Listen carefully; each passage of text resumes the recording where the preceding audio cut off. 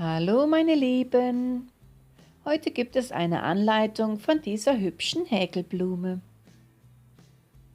Wir machen einen Fadenring und häkeln dort hinein 11 feste Maschen. 2, 3, 4,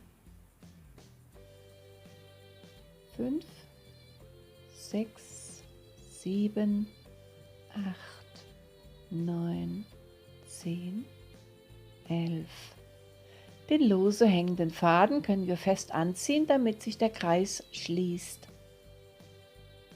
Und dann machen wir eine Kettmasche in die erste Masche hinein.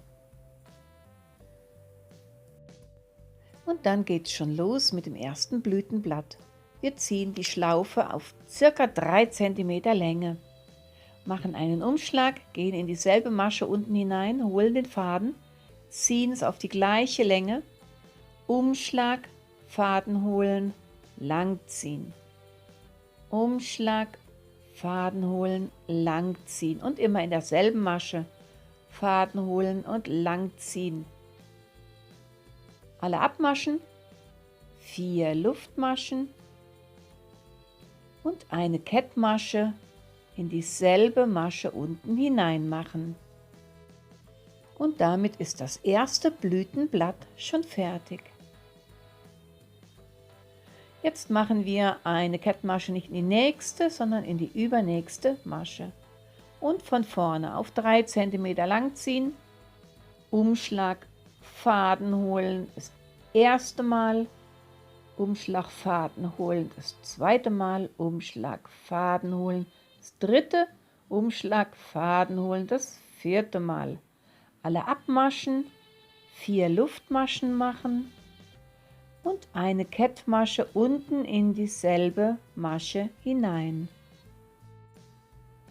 Eine Kettmasche in die übernächste Masche hinein machen.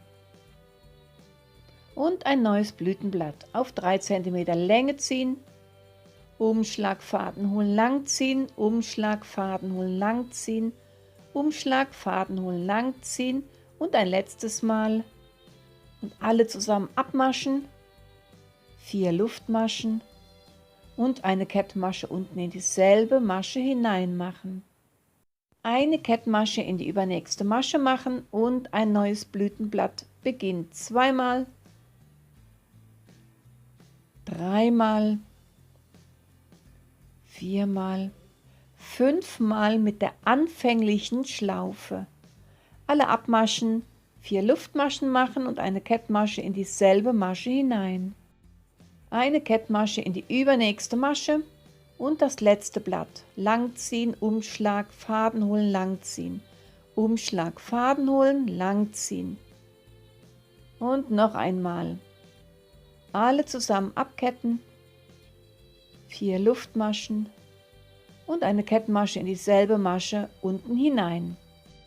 Dann machen wir noch eine Kettmasche in die nächste Masche hinein und dann können wir schon den Faden abschneiden.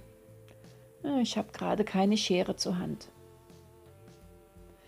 Die Schlinge durchziehen, also den Faden durch die Schlinge ziehen und dann können wir die Fäden schon sauber vernähen. So, die Fäden sind nun sauber vernäht. Diese Blume ist von links wie auch von rechts sehr hübsch.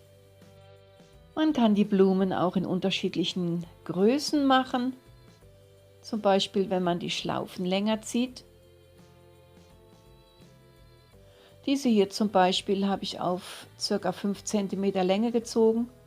Doch denkt daran, je größer eure Blume ist, also je länger man die Schlaufen zieht, desto mehr Umschläge und Maschen müsst ihr holen, die ihr dann gemeinsam wieder abkettet. Auf diese Weise werden die Blütenblätter schön voll. Man kann Mützen oder Handstulpen damit dekorieren oder aber auch einfach nur gehäkelte Körbchen oder auf Briefumschläge kleben, die man persönlich abgeben will. Wer mag, kann das Blüteninnere noch mit Perlen oder Strasssteinen verzieren. Eine hübsche Dekoration. Ich bedanke mich fürs Zuschauen und wünsche euch viel Spaß beim Nachmachen. Bis zum nächsten Video. Eure Jule.